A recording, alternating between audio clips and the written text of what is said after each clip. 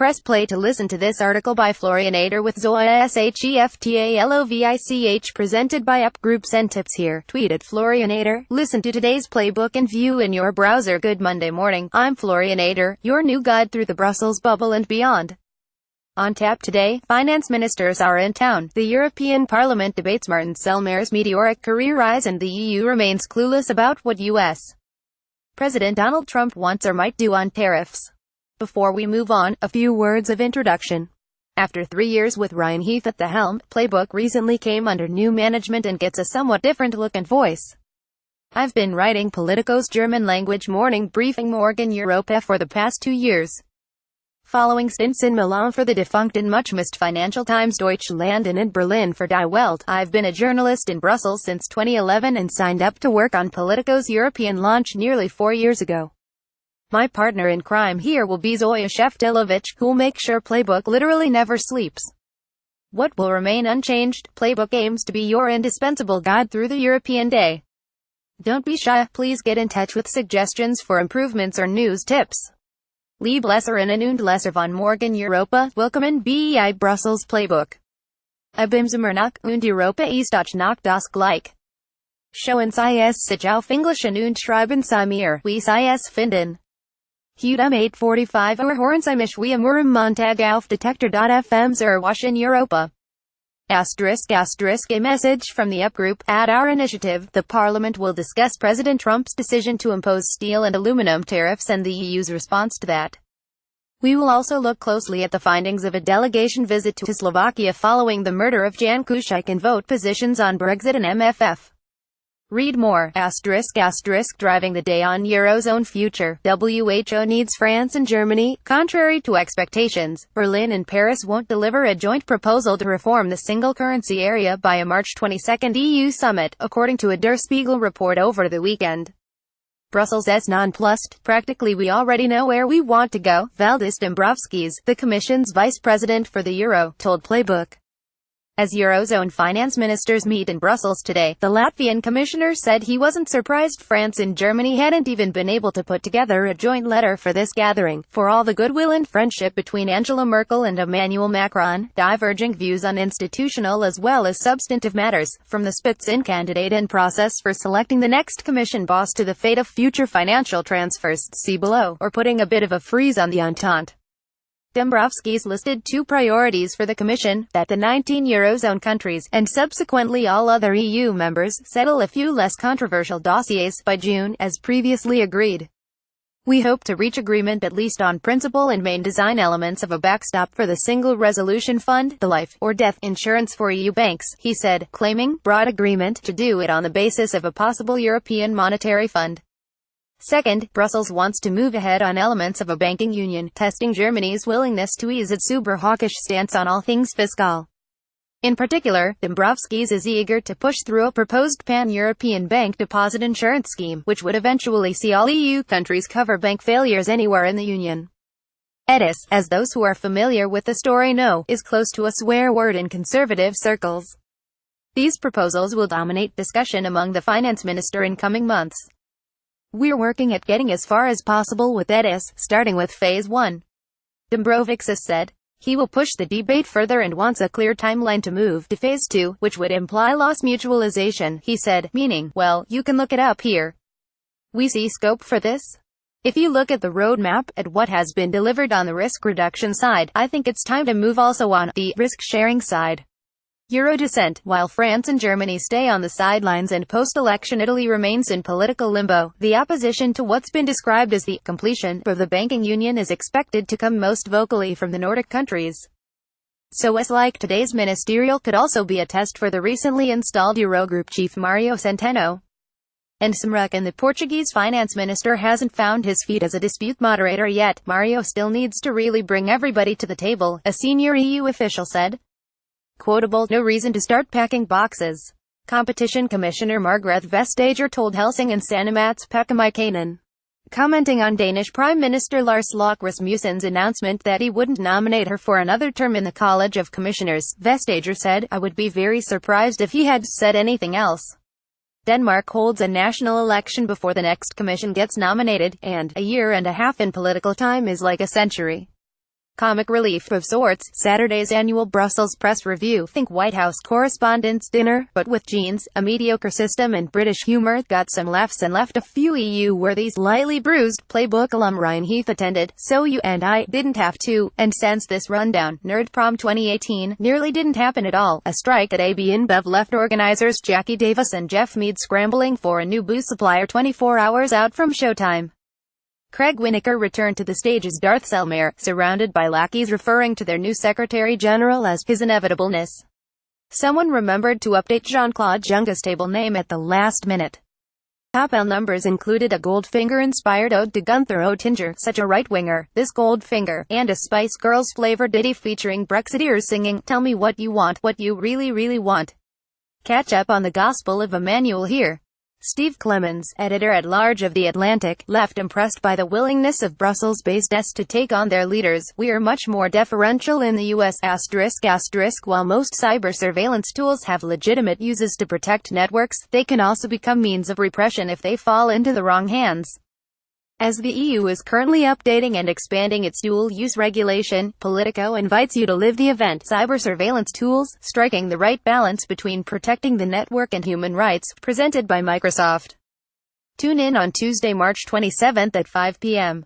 and hear from our panel of experts, including Mariette J. Schock-Mepp, John Eklund from the Swedish Ministry of Foreign Affairs, Access Now's Lucy Krahulkova and Magnus Nordius, issue lead at Digital Europe, **SELMAYRGATE on the road. The European Parliament tonight debates Selmayr's appointment as the Commission's Secretary-General. Why it matters. Parliament can't fire Selmayr. He serves at the pleasure of Commission President Jean-Claude Juncker, but it can add fuel to the 3-week-old bonfire of controversy.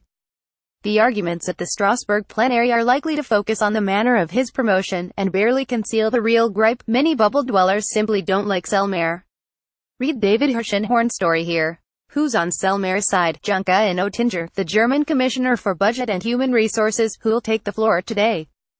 Selmayr's longtime mentor Elmar Brok, the CDU veteran, weighed in with a statement that hit reporters' inboxes on Sunday afternoon and spared no one. Selmayr might be too uncomfortable for some in the Commission's apparatus, he said, labeling Belgian Green MEP Bart Staes, who has led the charge against Selmayr, left-wing and anti-German, and he proclaimed that the opposition of those who disapprove of the Juncker Commission's fight for the rule of law and democracy in some member states is honorable for Selmayr. Demon Martin, in his latest Brussels sketch for Politico, Tim King says the Selmayr witch hunt has gone too far. Cozying up to the new boss, some staffers inside the Secretariat General welcomed the appointment, telling Playbook that Selmayr's closeness to Juncker would give them increased influence. Markus Winkler, the European Parliament's Deputy Secretary-General, also chimed in favor. He told Playbook, the Commission is well supplied with high-performing officials, but Martin Selmayr stands out clearly among them. This is a surprise endorsement, considering Winkler belongs to a rival political family, the Social Democrats. The Commission has been put into its traditional place and the community method has been revitalized. Two people are responsible for this, Juncker and Selmayr. Parliament's a glasshouse both on the transparency of appointments and on being led by Germans. Winkler has served as head of cabinet for former Parliament President Martin Schulz. The EP Secretary-General Klaus Well, another German, once upon a time served as cabinet chief for Parliament President Hans-Gert Pöttering, a CDU man. All these Germans with Secretary and General in their titles. Helga Schmidt at the European External Action Service is another, presumably can't last beyond the 2019 turnover of top jobs in Brussels. Already bets are being placed on who'll win the coming game of German thrones. Questions of power. Life after Renzi. Italy's Democratic Party leadership meets today to discuss a replacement for Matteo Renzi, its defeated leader. Politico's Jacopo Baragazzi emails into report. It could be a Renzi friend or foe. Transport Minister Graziano Del Rio, a former mayor of Reggio Emilia who has 9 children and a Catholic upbringing, is a Renzi man in the mix. The other mooted contender is a Renzi antagonist, Nicola Zingaretti, president of the Lazio region and brother to the more famous Luca, a TV actor who stars in Commissario Montalbano, one of the country's most famous series. At stake, the PD is desperate to avoid the fate of friends such as the flatlining French Socialist Party. Milan's Mayor Giuseppe Sala told Rai 1 Radio. Life after Pittella. At the European Parliament, the jockeying to replace socialists. By Monday morning, the field was winnowing down. According to members of the group, Italian Roberto Galtieri didn't want to run and Spanish MEP Elena Valenciano didn't get the backing of her National Party leader Pedro Sanchez.